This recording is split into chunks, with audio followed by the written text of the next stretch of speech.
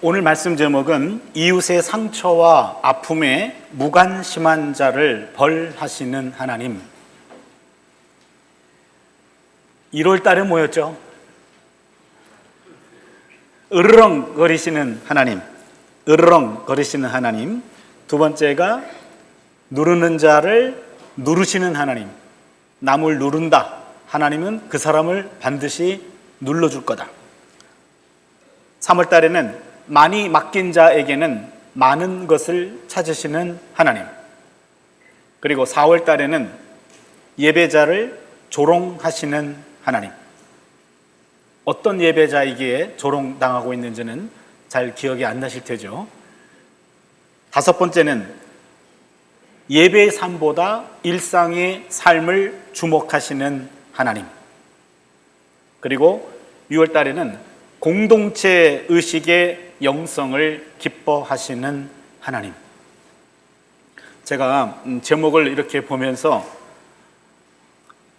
아모스가 만난 하나님은 이런 하나님이었구나. 그리고 아모스가 선포했던 하나님은 이런 하나님이었구나. 그럼 오늘 우리도 이런 하나님을 기억해야 되겠네. 그런 생각을 다시 한번 되새김질해 보게 되었고요. 이러한 하나님을 주일 11시 예배에 전할 수 있는 교회가 있다고 하는 게 얼마나 감사한지 모르겠어요. 여러분, 매주 아모스 만나면은 짜증날 것 같아요. 그렇잖아요. 매주. 그래도 한 달에 한 번 만나는 게 감사한 줄 아십시오. 아모스 예언자의 메시지는 북왕국에 와서, 남왕국 사람이 북왕국에 와서 북왕국 너희 그렇게 살면 망하거든 하면서 그들을 심판하고, 그 다음에 그들에게 임할 하나님의 무서운 심판의 메시지를 전하는 게 아모스거든요. 그래서 아모스의 메시지를 한국 강단에서 선포할 수 있다는 것, 이것도 기적이고 은혜인 것 같습니다. 오늘은 이웃의 상처와 아픔에 무관심한 자를 벌하시는 하나님이라는 제목인데요. 원래 6장 1절부터 14절까지 다 볼 겁니다. 그런데 봉독할 때만큼은 조금 끊어서 그렇게 말씀을 나눠봤습니다. 6장 1절부터 7절까지는요, 시온과 사마리아 지도자들의 죄와 심판입니다. 시온은 남유다 예루살렘을 가리킵니다. 그래서 남유다와 북왕국, 사마리아 북왕국의 수도죠. 남왕국의 핵심인 시온, 북왕국의 수도인 사마리아, 그 지도자들의 죄와 심판에 관해서 말하고 있는 것이 1절로 7절이고 8절로 11절이 도시의 몰락입니다.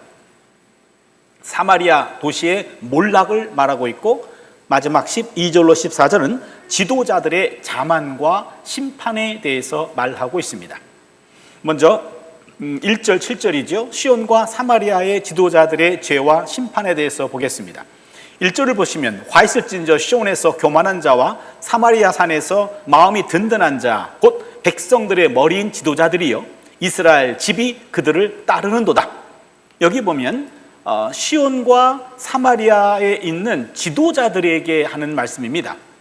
시온에서는 교만한 사람이라고 표현했고, 사마리아 산에서는 마음이 든든한 자다, 그렇게 말했습니다.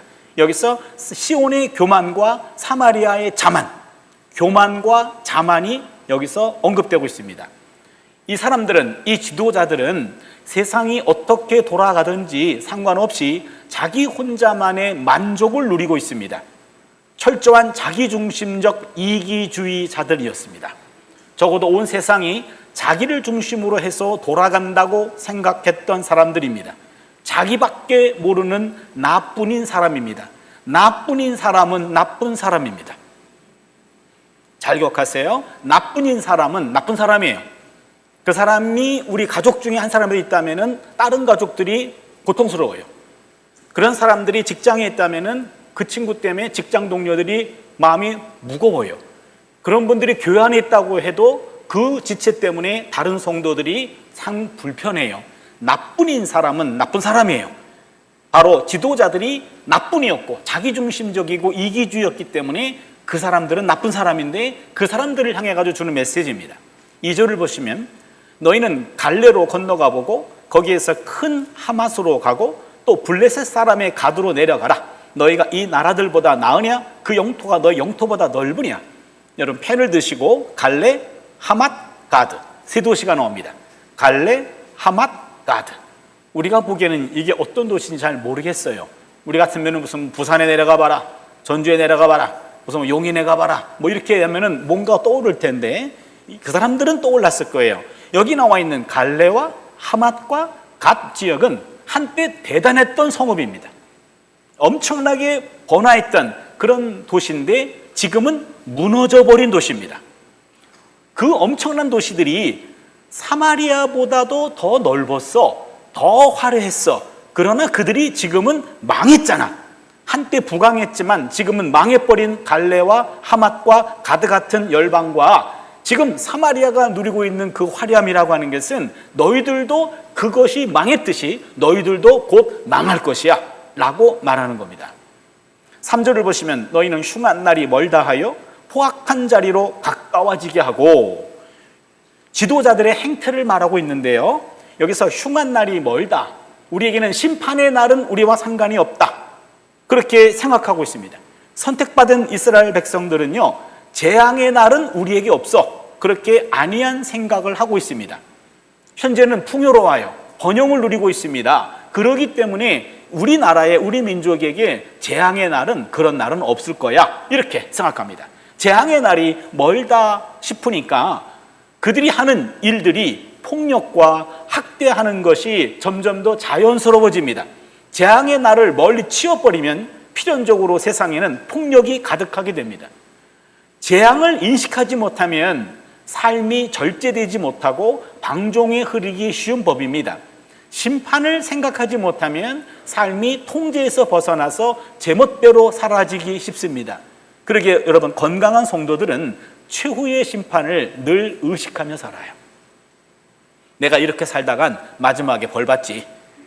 이런 최후의 심판, 최후의 심판의 그 자리가 우리가 구원받는 자리인 것은 맞습니다만, 그러나 우리 삶에 대해서 냉정하게 한번 돌아보는 자리예요.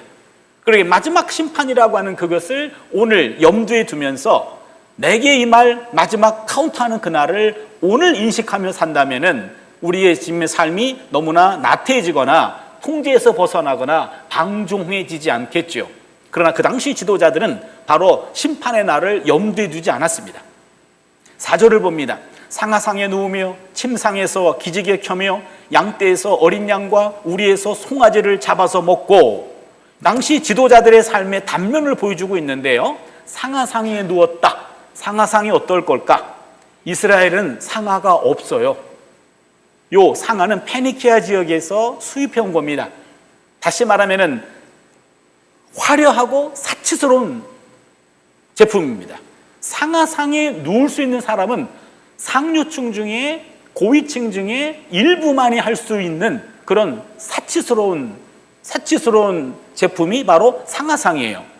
그리고는요, 많은 이스라엘 백성들은요, 1년에 3번 정도 특별한 절기, 무교절, 77절, 초막절, 이럴 때만 간혹 고기를 먹을 수 있었습니다.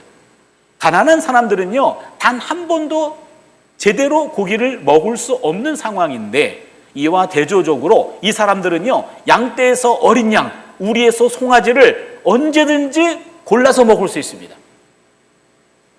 오늘날은 여러분 뭐 고기 잘 먹잖아요, 그렇죠? 그러나 우리 어렸을 때만 해도 고기 먹는 날은 1년에 몇 번 정해져 있었거든요. 그런 때가 있었어요. 이때 더 그랬거든요. 그러기에 일반 이스라엘 평민들이 고기를 먹는다, 꿈에도 생각하지 못하는 약자들은, 어려운 사람들은 꿈에도 생각할 수 없습니다. 그런데 이 사람들은 양떼에서 어린 양과 우리에서 송아지를 마음대로 잡아먹을 수 있습니다. 이 당시 부유층들이 이기적으로 얼마나 많은 것들을 소유하고 있고 얼마나 많은 것들을 누리고 있는지를 여기서 언급해주고 있습니다. 5절을 봅니다. 비파 소리에 맞추어 노래를 지절거리며 다윗처럼 자기를 위하여 악기를 제조하며, 지도자들의 삶을 계속해서 보여줍니다. 먹고 마시고 노래하고 편안히 자고 쉬는 삶, 성공한 사람들만이 누리는 특권입니다. 근데 이 사람들은 이스라엘 최고의 영웅이고 최고의 신앙인 중 한 사람인 다윗과 거의 같은 수준의 삶을 살고 있습니다. 다윗처럼. 사실 다윗과 같이 왕족과 같은 삶을 부유층들이, 상류층들이, 지도자들이 그런 삶을 누리고 있다라는 말씀이죠. 그들은 다윗의 힘, 다윗의 부, 다윗의 예술 등을 소유하고 있습니다. 그래서 그들은 거의 다윗이에요. 악기도 타고 노래도 하고 그리고는 악기도 만들기도 합니다. 겉모습을 봐서는 영락없는 다윗이에요. 그러나 그들에게는 다윗의 정신은 없어요. 다윗의 신앙도 없습니다. 다윗의 순종도 없습니다.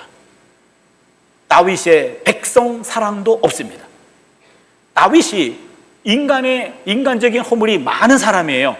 그럼에도 불구하고 성경에서 다윗을 높이 평가하는 것은 공과 과를 저울질했을 때 그와보다 공이 더 컸기 때문에 긍정적으로 그렇게 기록되고 그렇게 평가받고 있는데요. 다윗의 가장 중요한 긍정적인 점은 사무엘하 8장 15절에 한 절로 언급됩니다.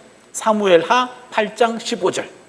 다윗이 온 이스라엘을 다스려 다윗이 모든 백성에게 정의와 공의를 행할세, 이거예요. 성경은요, 한 인간을 평가할 때 가장 첫 번째 잣대가 바로 정의와 공의의 삶을 살았느냐, 이거예요. 창세기 18장 아브라함도 정의와 공의를 행하게 하기 위해서 하나님이 아브라함을 불렀다라고 얘기 나오고요. 정의와 공의의 삶을 살아냈느냐, 그가 어떤 왕으로 살았든 예언자로 살았든 아니면은 그가 어떤 상인으로 살았든 평민으로 살았든 어떤 옷을 입었던지가 중요한 것이 아니고 그 사람이 정의와 공의의 삶을 살아냈느냐라고 하는 것이 가장 중요한 기준이었습니다. 그러기에 다윗은 정의와 공의의 삶을 살았기 때문에 그의 모든 허물에도 불구하고 성경은 다윗을 높이 평가하고 있습니다. 하나님을 향한 다윗의 그 하나님 경외, 이것은 온데간데 없고요. 다윗의 외형인 음악만 남아있어요.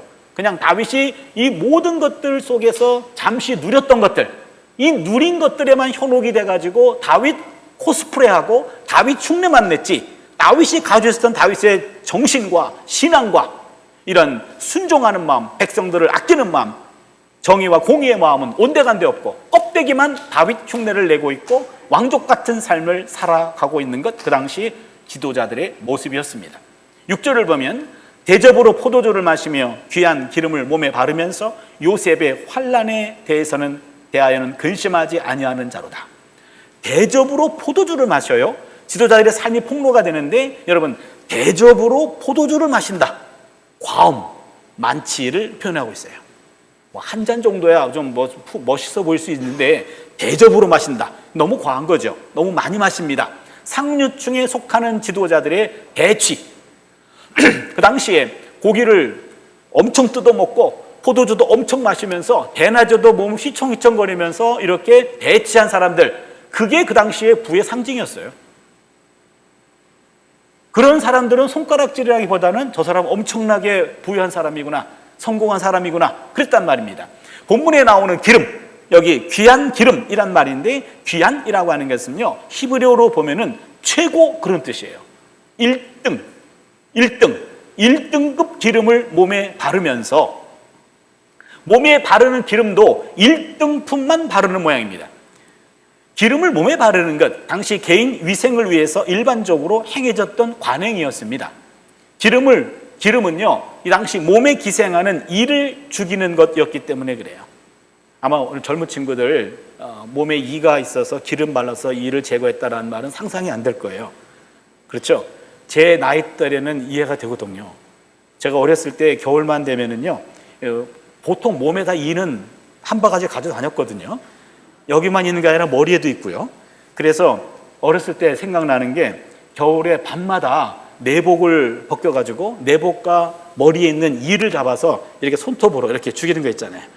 그래서 밤새도록 하고 나면 여기가요, 빨개 물들여져요. 이 이의 피로. 사실 이의 피는 내 피죠, 이게요. 그죠? 그래서 아침에 자랑하죠. 이만큼 잡았다, 이러면서요. 그래서 우리 몸에 그렇게 이가 득실득실했어요. 이 당시는 더 했던 것 같아요. 그래서 기름을 발라가지고 몸에 있는 이를 이렇게 제거하는 그런 일들이 하나의 위생 관행이었는데 그 기름도 1등급만 사용하는 거예요. 그냥 일반적인 그런 허접한 기름이 아니라 1등급만 사용하고 있는 그런 사람들입니다. 그러기에 좀 지나친 사치스러운 삶을 살고 있다라는 얘기죠. 여기서 중요한 대목은 뭐가 그들에게 문제가 되냐면 요셉의 환난에 대해서는 근심하지 아니하는 자로다. 이게 오늘 포인트입니다. 요셉의 환난에 대하여는 근심하지 아니하는 자로다. 요셉의 환난에 대해서 무심하고 무관심한 겁니다. 요셉의 환난을 그대로 직역하면 요셉의 부서진 것, 요셉의 깨져버린 것, 요셉의 상처, 이 말입니다. 그러니까 요셉의 환난은 요셉의 상처와 요셉의 아픔으로 옮길 수 있는데, 사마리아 지도자들이 백성들의 삶과 아픔과 그들의 상처에 대해서는 무관심했다라는 겁니다.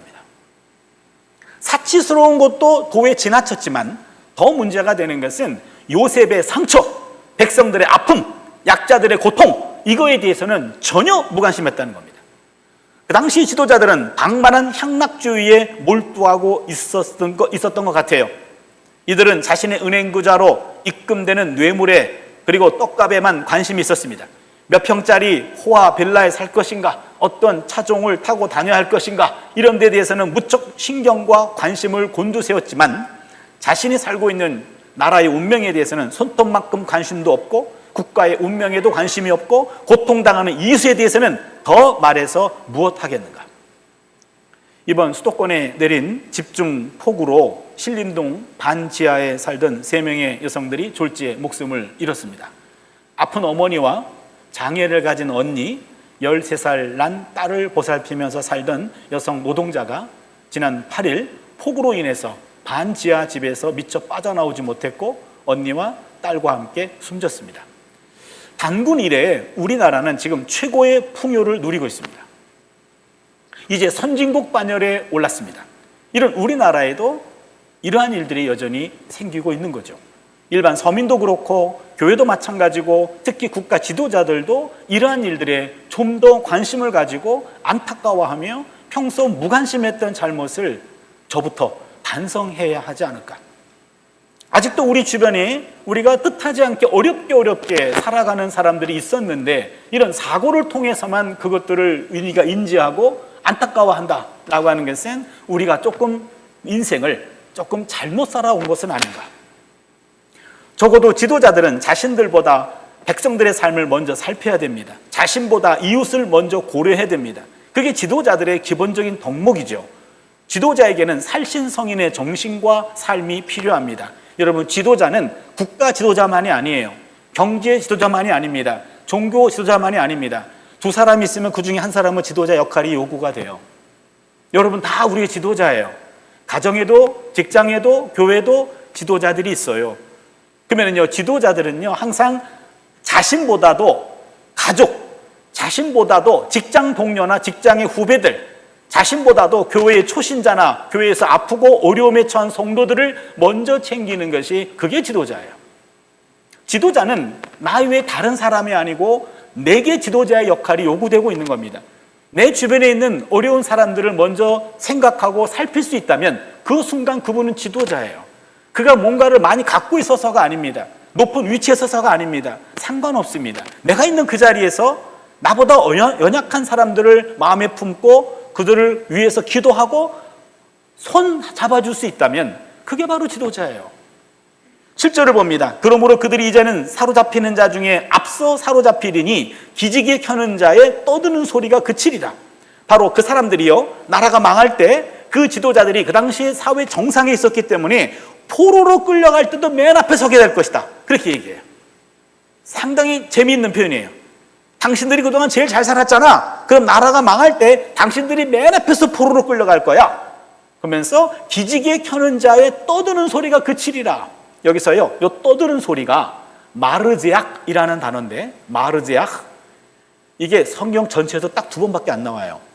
오늘 여기 아모스 6장 7절에 한 번 나오고 예레미야 16장 5절에 또 한 번 나와요. 이 마르제악, 이 마르제악이 무엇인가, 이것 가지고 박사 논문 쓴 사람도 있어요. 제가 지금 박사급으로 여러분에게 소개하고 싶은 마음은 없고요. 그런 마르제악만 얘기하고 다 끝날 것 같았어요. 핵심만, 결론만 얘기하면 마르제악은요, 도시의 상류층으로 구성된 부유한 자들만이 누리는 호화스러운 식사 축제를 말합니다. 부유한 자만이 누리는 호화스러운 식사 축제. 그래서 마르지약이라고 하면은 잔치가 있고 만치가 포함되어 있어요. 잔치, 잘 먹고 엄청나게 마시는 거죠. 그래서 마르지약은 특히 만치가 포함되어 있기 때문에 졸도하는 자들의 친목단체로 불리기도 했어요.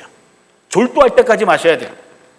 그래서 마르지약이라는 것은 정말로 사회 지도층에서 그것도 엄청난 물질을 가지고 있는 그런 사치를 즐기는 사람들, 그런 졸도할 때까지 마시는 친목단체, 이런 겁니다. 당시 지도자들은 마르지약에서 연회를 열고 만취했습니다. 그곳에서 즐기고 함께 울고 웃고 서로 간의 우위와 연대를 강화하고 기득권을 고수하고 함께 기득권을 확장시켜 나갔습니다. 그들은 몰락해가고 있는 백성들을 보면서 눈 하나 깜짝하지 않습니다. 저 사람들은 능력이 없어서 그래. 우린 능력자야. 저 사람들은 노력을 안 해서 그래. 우리만큼 노력해봤어. 라고 하면서 저희들만의 리그에서 자신들의 삶을 정당화하고 그것을 합법화하고 그것을 축복이라고 생각하는 그런 사람들입니다. 연약하고 헐벗은 사람들에 대해서는 철저히 외면합니다.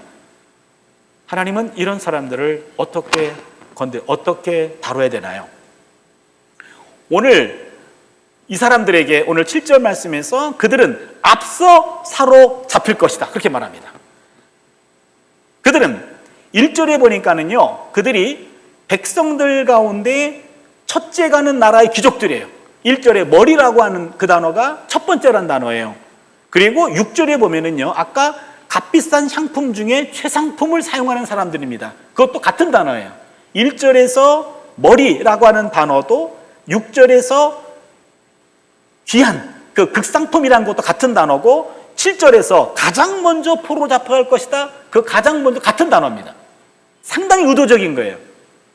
그들은 A급만, 가장 좋은 것만 취하고 가장 좋은 것만 몸에 달고 다녔어요. 그래서 나라가 망할 때 그러니 가장 먼저 포로로 끌려갈 거야 라고 지금 아모스가 일갈하고 있는 겁니다.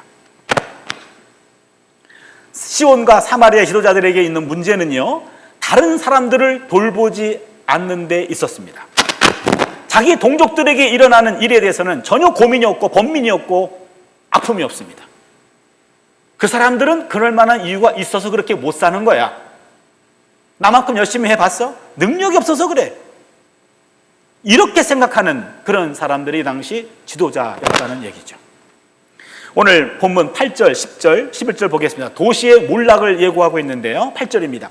만군의 하나님 야훼의 말씀이니라. 주 야훼가 당신을 두고 맹세하였노라. 내가 야곱의 영광을 싫어하며 그 궁궐들을 미워함으로 이 성읍과 거기에 가득한 것들을 원수에게 넘기리라 하셨느니라. 여기 야곱의 영광, 이 단어가 포인트입니다. 야곱의 영광이라고 하는 말은요, 이 당시 북이스라엘 사람들이 입버릇처럼 쓰고 다니는 모토였습니다. 야곱의 영광, 우린 지금 영광을 누리고 있습니다. 야곱의 영광이에요. 근데 여러분, 영광이라는 이 단어가 가온이라고 하는 히브리어인데 두 가지 의미가 있어요. 부정적인 의미로는 자랑, 교만이라는 의미가 있고, 긍정적인 의미로는 영광이라는 의미가 있어요. 그러니까 영광이라고 하는 말은 긍정적으로도 쓰일 수 있고 부정적으로도 쓰일 수 있습니다. 그래서 이 당시 이스라엘 지도층들은요, 그 사람들은 야훼의 영광이라는 말을 아주 긍정적으로 자랑같이 입버릇처럼 하고 다녔습니다. 그런데 야훼의 영광이 잘못되거나 지나치면 자랑이 되고 교만이 된다라고 하는 이야기예요. 사실 아모스가 활동했던 이 시대, 북왕국은 여로보암 2세가 통치하고 있었는데요, 이 당시가 북왕국 역사상 최고로 경제적으로 정치적으로 호황을 누리던 때였습니다.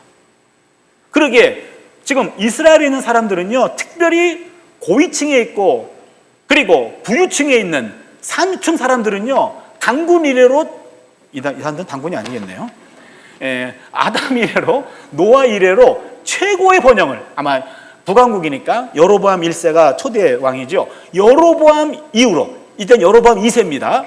최고의 부와 경제력과 그 다음에 정치력과 외교력을 누리고 있었어요.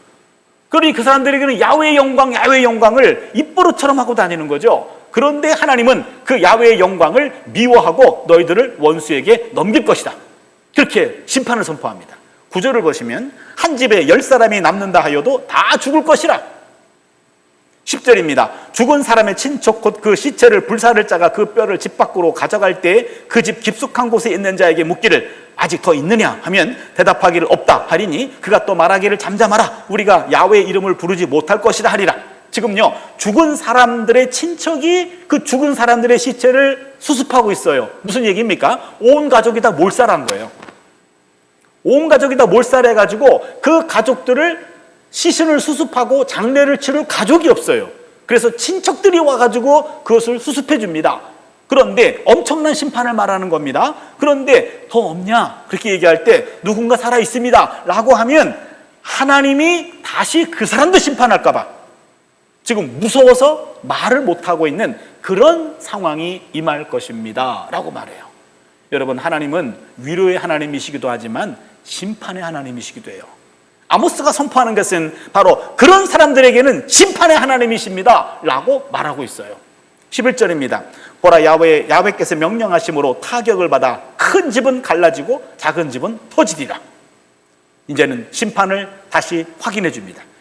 마지막 12절 14절입니다. 지도자들의 자만과 심판에 대해서 나옵니다. 12절입니다. 말들이 어찌 바위 위에 달리겠으며 소가 어찌 거기서 밥 갈겠느냐. 그런데 너희는 정의를 쓸개로 바꾸며 공의의 열매를 쓴 쑥으로 바꾸며. 여러분, 말이 바위 위에 달립니까?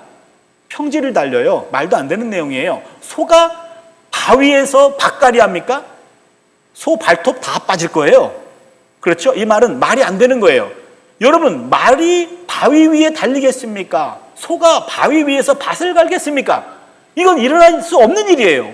그런데 당신들은 정의를 쓸개로 바꾸었고 공의의 열매를 쓴 쑥으로 바꾸었습니다. 있을 수 없는 일이 생겼습니다. 여기 또 나옵니다. 정의와 공의가 나옵니다. 13절입니다. 허무한 것을 기뻐하며 이르기를 우리는 우리의 힘으로 뿔들을 취하지 아니하였느냐 하는도다. 이 본문은요, 여러분, 이 허무한 것, 그 다음에 뿔들이라고 하는 말은요, 히브리 원어로 보면 로드바르하고, 허무한 것은 로드바르, 그 다음에 뿔이라고 하는 것은 카르나임이라는 단어예요. 잘 모르시죠? 예, 그냥 믿으세요. 예, 로드바르 카르나임이라는 단어인데 이 단어는 지명이에요. 지명이기 때문에 번역하면 안 돼요. 근데 우리말 성경은 로드바르가 말이 아니다. 그래서 허무한 것이라고 그 단어를 풀었어요. 카르나임이란 말도 뿔이란 뜻이거든요. 그 말을 풀었어요. 근데 이거는 지명이에요.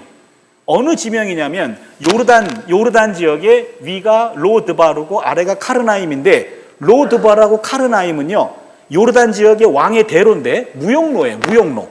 무역로기 때문에 여기를 차지하면 무역하는 사람들의 통과세금만 받아도 국가적인 부가 엄청나게 창출돼요. 그리고 여로보암 2세가 말합니다. 야, 그 로드바르를 우리가 취했어. 그 카르나임도 우리가 취했어.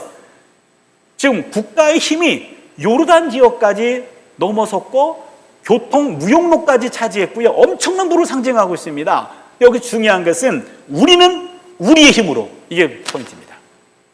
그 엄청난 업적을 우리가 다 했거든. 우리 힘으로 했거든. 이런 식으로 지금 자랑하고 있는 거예요. 그들에 대해서 14절을 보니까 만군의 하나님 야훼의 말씀이니라 이스라엘 족속아 내가 한 나라를 일으켜 너희를 치르니 그들이 하맛 어기에서부터 아라바 시내까지 너희를 학대하리라 하셨느니라. 여로보암 2세 때는요 하맛 어기부터 이스라엘 경계 북쪽 끝입니다. 그 다음에 아라비아 시내 남쪽 끝이에요. 엄청나게 큰 땅을 차지했습니다. 그런데 그 모든 땅을 하나님이 눌러버릴 것이다. 너희들이 자랑하는 그것 다 내가 눌러버릴 거야 라고 하면서 심판으로 끝나고 있습니다. 지도자들은 정의를 왜곡하고 공의를 버리고 힘없는 백성들을 무시했습니다. 이제 그들 스스로가 학대받는 자로 전락하게 될 것이다. 남을 무시하고 학대하면 자신도 남에게 무시당하는 학대받는 자로 전락될 것이다.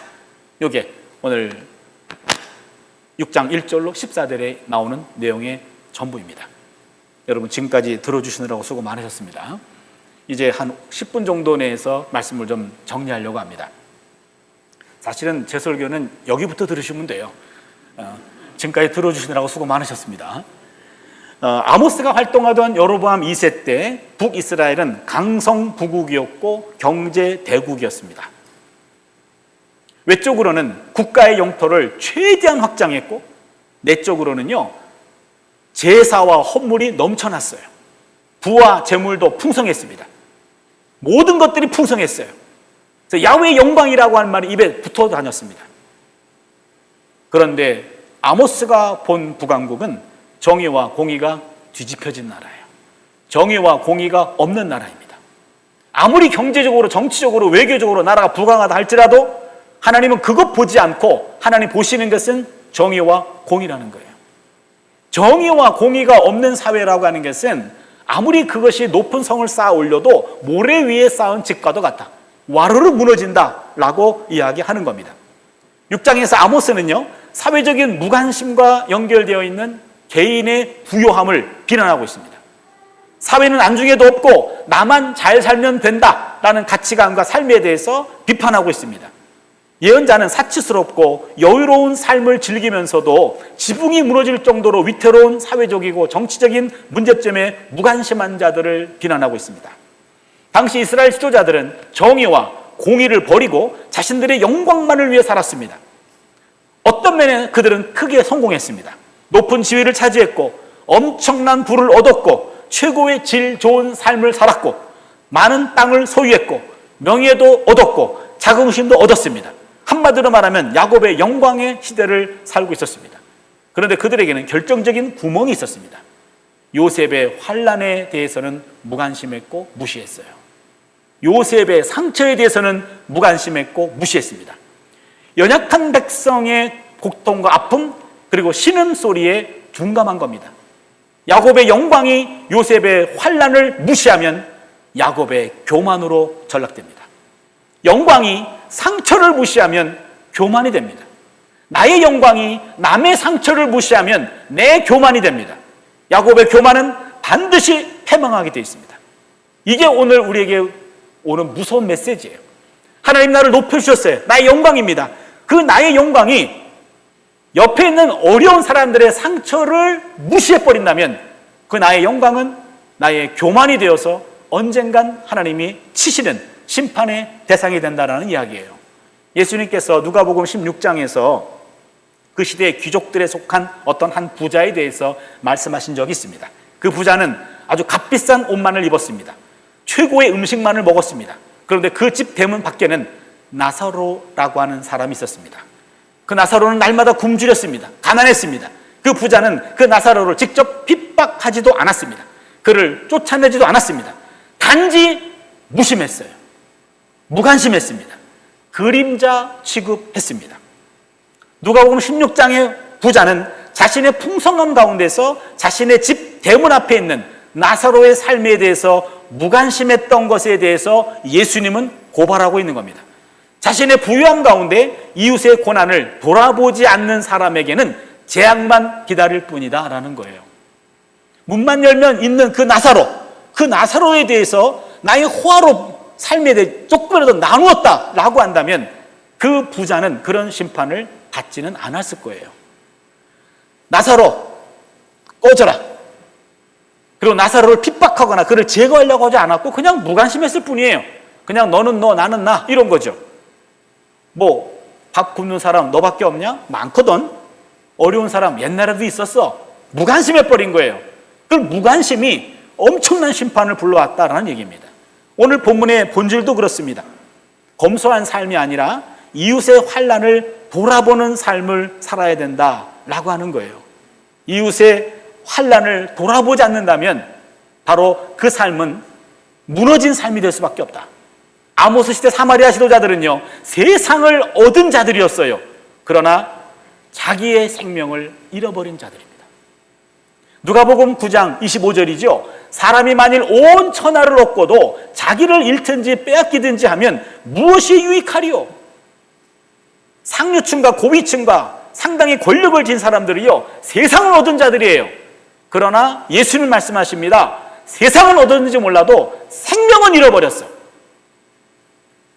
아모스는 상대적으로 높은 수준의 삶을 즐기는 자들에게 주는 메시지를 담고 있습니다. 아모스의 이 말씀은 교회로 하여금 문 앞에 누워있는 가난한 나사로를 인식해야 된다라는 것을 요청합니다. 그러한 요청은 가난한 자들에게 입으로만 경건한 말을 하라고 가르치지는 않습니다. 야고보서 2장 15, 17절을 보시면요, 만일 형제나 자매가 헐벗고 일용할 양식이 없는데 너희 중에 누구든지 그에게 이르되 평안히 가라, 덥게 하라, 배부르게 하라 하며 그 몸에 쓸 것을 주지 아니하면 무슨 유익이 있으리요? 이와 같이 행함이 없는 믿음은 그 자체가 죽은 것이라. 그들을 직접 치료하고 먹이고 입히라고 가르치는 거예요.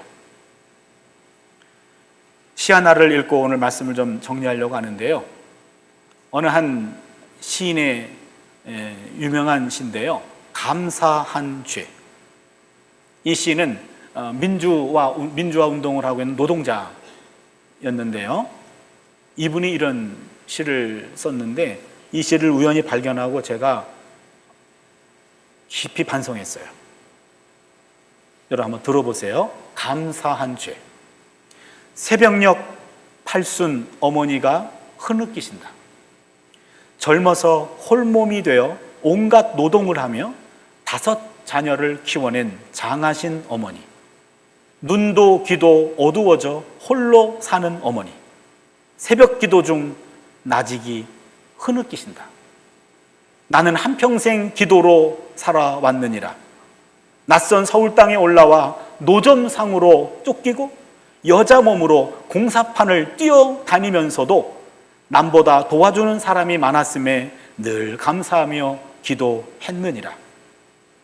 아비도 없이 가난 속에 연자제에 묶인 내 새끼들, 환경에 좌절하지 않고 경우 바르게 자라나서 큰 아들과 막내는 성직자로 하나님께 바치고 너희 내외는 민주운동가로 나라에 바치고 나는 감사 기도를 바치며 살아왔느니라. 내 나이 80이 넘으니 오늘에야 내 숨은 죄가 보이기 시작하는구나. 거리에서 리역과 노점상을 하다 잡혀온 내 처지를 아는 단속반이 나를 많이 봐주고 공사판 십장들이 몸 약한 나를 많이 배려해주고 파출부 일자리도 나는 끊이지 않았느니라. 나는 어리석게도 그것에 감사만 하면서 긴 세월을 다 보내고 말았구나. 다른 사람들이 단속반에 끌려가 벌금을 물고 일거리를 못 얻어 힘없이 돌아설 때도 민주화 운동하던 다른 어머니, 아들, 딸들은 정권 교체가 돼서도 살아 돌아오지 못했어도 사형을 받고도 몸성이 살아서 돌아온 불쌍하고 장한 내 새끼 하면서 나는 바보처럼 감사 기도만 바치고 살아왔구나. 나는 감사한 죄를 짓고 살아왔구나. 새벽녘 팔순 어머니가 흐느끼신다. 묵주를 손에 쥐고 흐느끼신다. 감사한 죄, 감사한 죄, 감사한 죄. 나만 감사한 죄. 감사해서 제외된 남의 아픔을 의식하거나 인식하거나 공감하지 못했던 죄가 80이 돼서야 비로소 깨달아졌다. 제 뒤통수를 쳤습니다. 아하, 그렇구나. 우리는 내게 임한 하나님의 감사, 그것만 감사했지, 그 감사에서 제외됐던 수많은 사람들의 그 아픔의 고통에 대해서는 우리가 인식하지 못했구나. 80이 넘은 이 노인이 80이 돼서야 비로소 감사한 죄를 하나님 앞에 회개하는 이 모습을 보면서 가슴에 찡한 어떤 감동과 더불어 인생을 내가 좀 더 깊이 살아야 되겠구나 라는 생각을 해보게 됐습니다. 사치스러운 삶을 누리며 군사적인 승리와 영토 확장을 기뻐하지만 이웃의 환난을 슬퍼하지 않고 정의와 공의를 저버린 사람, 하나님의 심판과 멸망을 만나게 됩니다.